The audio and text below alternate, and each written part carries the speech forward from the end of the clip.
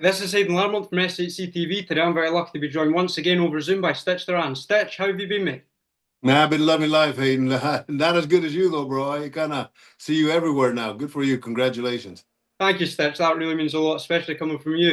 So yeah, how's sort of boxing been going for yourself over the last 12 months? You know, what shows have you been working? Yeah, how's all boxing sort of been for you?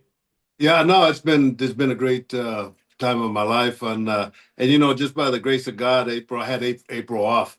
I was going to work with Shane Mosey Jr. on one of these cars, but it got canceled. Anyway, but I needed that time because we just finished our documentary about a couple of weeks ago, and right now the Creed producers are looking at it and helping us take it to the next level, and so I finished that, and some other business projects. But May 2nd, I'm working with Devin Haney in New York. And then I come back that following day because I got top rank here in Las Vegas. And then the 10th of May, I go to San Diego. And then I got that weekend off after that. And I think we'll do a premiere for the documentary there. And then on the 31st, Caleb Plant fights. So, yeah, I've been busy, man. But thank God it's been a pleasure. Definitely. So that's all I wanted to start with, that documentary about your life. Past few times we've spoken over the past, few years, we've been sort of speaking of that documentary. It's been in production, like you say there. It's going to go to the Creed producers, hopefully. Yeah, how's that sort of looking? Like you say, it's in a very good place. How's it sort of looking? Yeah, I just spoke to the producer right now, and but a couple of weeks ago, me and my family, my kids and my grandkids, we got to watch it at our home. My son-in-law, he has a big old giant TV screen and all that. So, but it was it was a hell of a movie. I have to say uh, it made me choke up and brought tears to my eyes. And same with my kids. And they're making statements that I didn't know my dad lived like this. My grandpa lived like this. And to get where I'm at right now, it's an inspirational story. So yeah, so I think I'm going to work on doing a premiere back home where I grew up as a farm worker, and then invite the ones. Now we're all in our 70s and 80s, but the ones that we grew up with in the migrant camp together, and invite them as my guests. I think there's like 20 of us still. So always giving back, brother. That's why when Hayden calls, I answer. Oh yeah, so obviously, we've got a lot of big fights coming up. Like you say there, you'll be working the Times Square fight, you'll be working in San Diego, you'll be working with Caleb Plant. First of all, this week, obviously, there's a massive, massive grudge match here in the UK. Chris Eubank Jr., Conor Benn.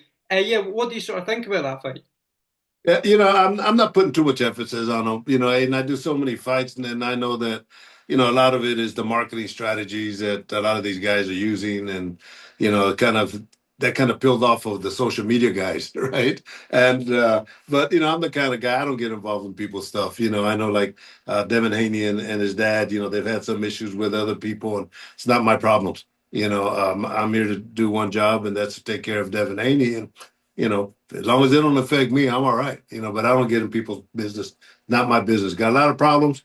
There's ain't one of them. So yeah, the fight, I don't even have the zone logged up, because just too many fights, and it's easy for me just to hear the results. And if there's a replay, I'll watch it. What do you sort of make? Obviously, there was the launch press conference a couple of weeks ago now. Chris Eubank Jr. slapped Conor Benn with an egg. What do you sort of make of stuff like that happening in boxing? Obviously, I think you were there when it happened with Klitschko and Chisora when Chisora spat water in his face. What do you sort of make of that sort of stuff going on in boxing? I think it's horrible. I think it shows no class on a marketing standpoint. It does nothing but devaluate you.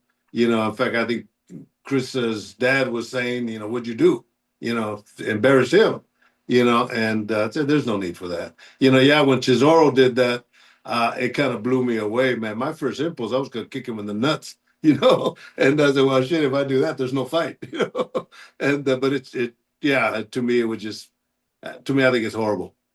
With that, what sort of psychological, effect does that sort of take on a fighter if something like that was to happen that you've seen?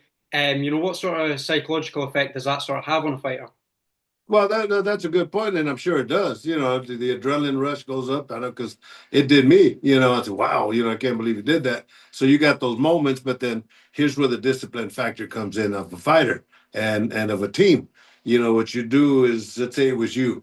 that got all insulted and all that. Well, our job would be is to calm you down, and then how are you going to use a negative and turn it into a positive, right? And you do it through strategy, and that would be the steps. Instead of I'm going to go kick his ass and leave himself open and get knocked out. So it's a science, Hayden. You got to keep in mind, boxing is a science, and even though a lot of these guys don't use it as that, it is.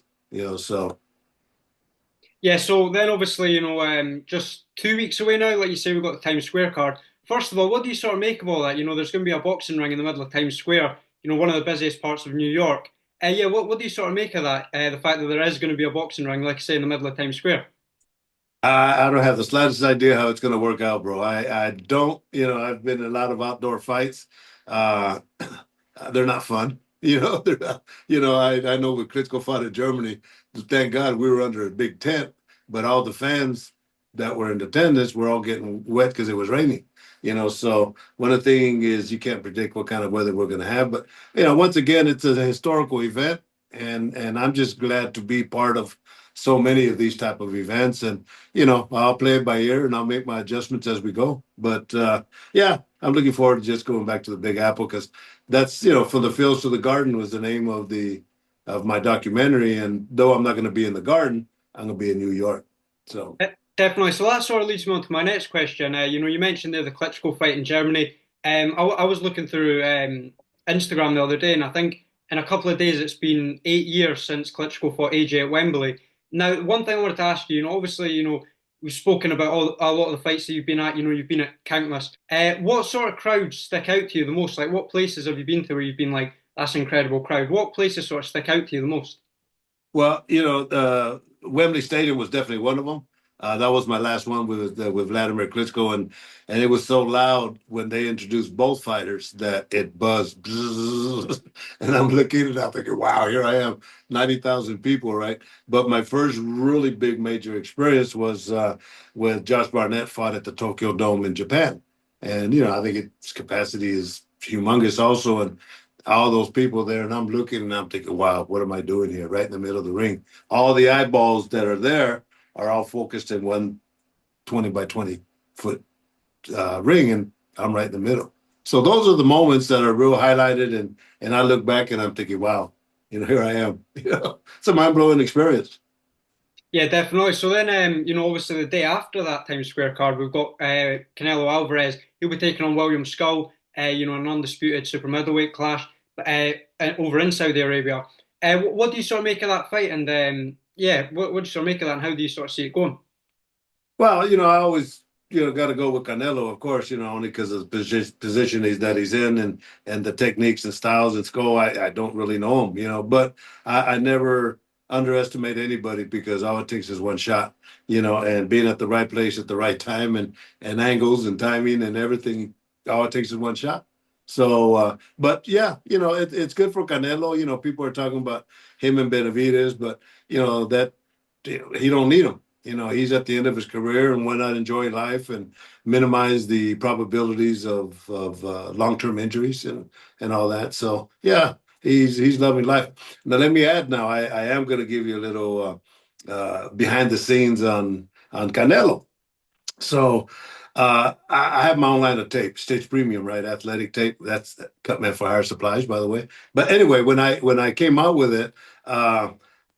I was always traveling, so I was. If you ordered it, I'd get it to you kind of late. So just through a dream, I called Juan Ramirez that had just opened up, started Cutman for Hire Supplies. It's a supply place for trainers and Cutman. And I called him. I said, "Hey, would you be interested in help me sell my tape, and I'll help you grow your business?"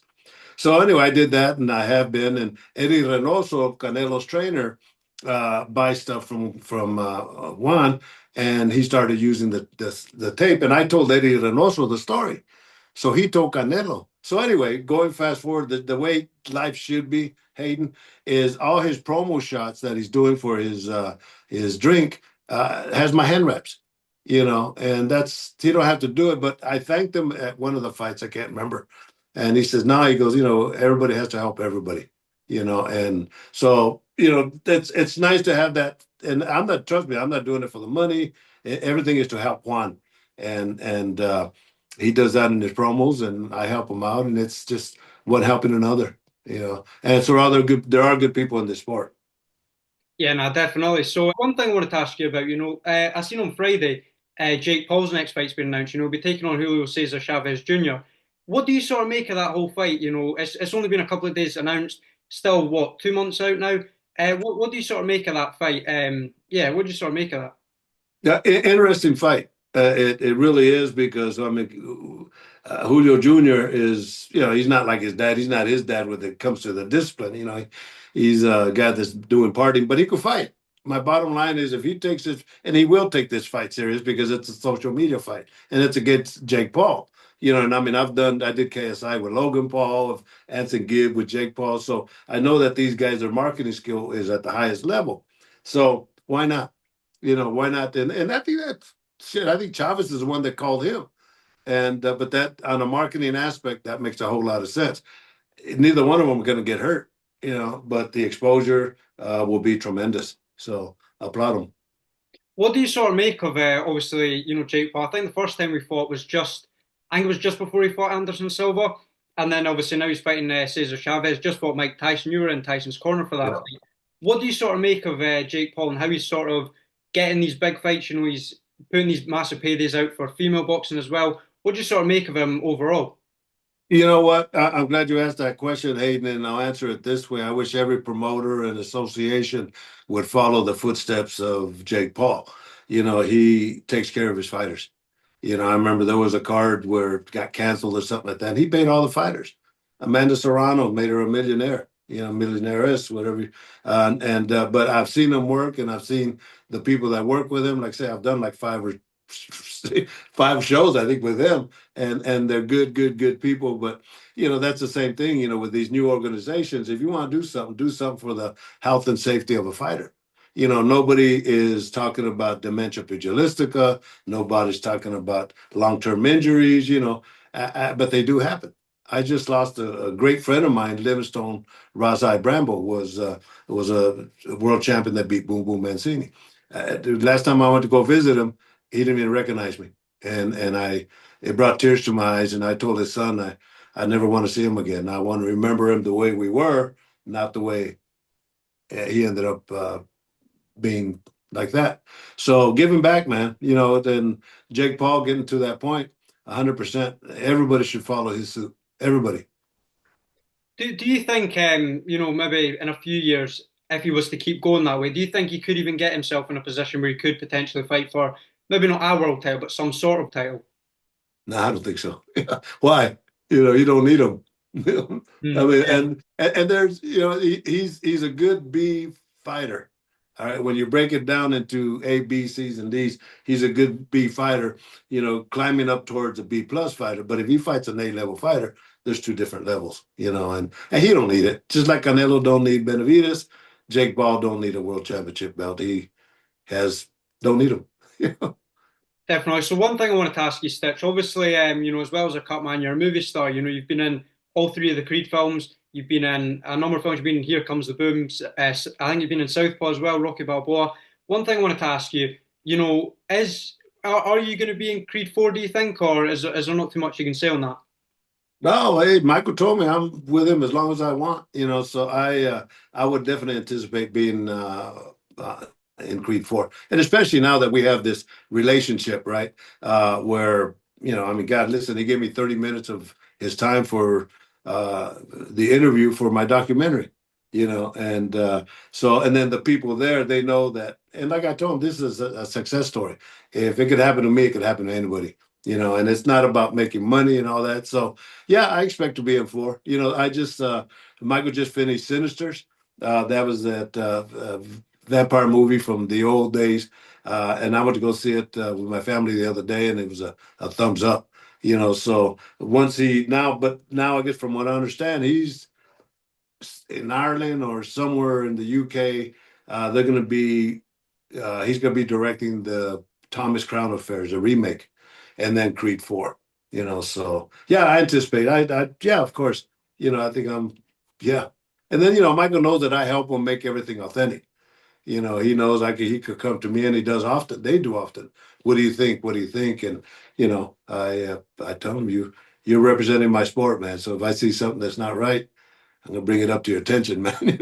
And they, Brian Coogler, Michael B. Dale, they all said, please, please, So of course, Definitely, that's good to hear. I remember you telling me a wee while ago, I think before Creed 3 came out, about the story about giving the WBC about it need to be given by a Mexican, telling them the story about Jose Silman. So that's really good to hear that you'll be back in the fourth one.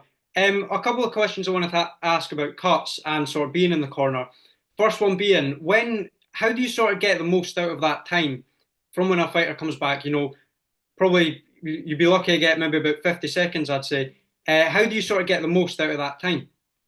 well, the whole three, good question. The whole 3 minutes you're focused on his face, and you're preparing all your instruments that you need.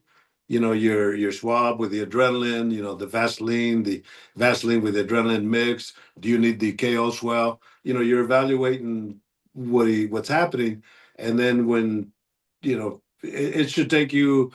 If you're within the 7 to 10 seconds to get into the ring, actually 7 seconds is good, then you maximize your time. But you take advantage of it as much as you can. And you hear for the corner, the timekeepers, when they give you the seconds out, and then you prepare, you start closing, and then you walk out with the team. But it's a good question, because if there's something that needs dire attention, me and the coach will communicate and we'll switch places. So I'm the one that will be front and center, and I'm the first one to go in. So good question. Thank you. Another thing I wanted to ask you, obviously there's quite a big difference between boxing and MMA. One of those differences being cuts. In boxing you maybe get a cut a certain area, MMA sort of like all over. Yeah. With that, what's the sort of difference between working in boxing and MMA as a cut man? And what extra work do you need to do for either sport? Yeah, well, even you could include bare knuckle fighting in that now, because that seems to be a pretty hot sport. And I've done them all. But what you do, like in bare knuckle fights and MMA, you go after the priority cuts, which are the ones that are up here that are going to bother your vision, going to close something up, which are the most serious, cuts down here, the nosebleed, you could clean those up and send them out. But the priority cuts, you go after those. Definitely. And then a question I want to ask you, Stitch. What does the sport of boxing mean to you? Well, that's a good question. Well, it means that it's something I never thought I'd be here by any means. I always thought I was going to be a professional. I thought I was going to be in baseball, but that never happened, and because of economics. But it means a lot to me. It's got me in a nice house. It has my family that we're okay, and when I get big events, I always share my winnings with my kids, and I'm in a position to do that and to give back, to give back, to give back. And as I end up my career in boxing here, Hayden, then I want to be known as not the greatest cut man. That's great, but that I help make this sport a lot better and safer for the fighters. That's my number one thing. So yeah, boxing is it's my vehicle to make this game a lot better. And why not? you know Definitely. And then, yeah, last one for me, Stitch. What's sort of upcoming for yourself? You got anything you want to promote? I remember last time you were talking about a CBD company, stitchduran.com as well. Yeah, floor's yours. You got anything you want to say? Yeah, well, I was still working on this cannabis line, and the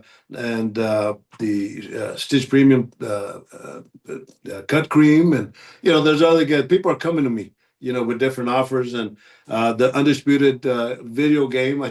I got my first check the other day. It kind of blew my mind, like wow, So a lot of good things are happening, Hayden, and I'm just loving life, and I'm looking at when do I retire? I'm 73 years old, but I asked myself, shit, this isn't even a job. It's an adventure, and to talk to and see growth in young guys like yourself, and just to see that progression. And I think when we first talked, I said, look at yourself 5 years from now, and look at yourself 5 years from now. So that's the way I want to be known in this game, is that I made it a lot safer and better for everybody. Definitely. You have done that, Stitch. I really appreciate your time once again. Thank you so much. And yeah, we'll definitely speak sometime soon. Anytime, man. It's always a pleasure. Cheers. Congrats, man.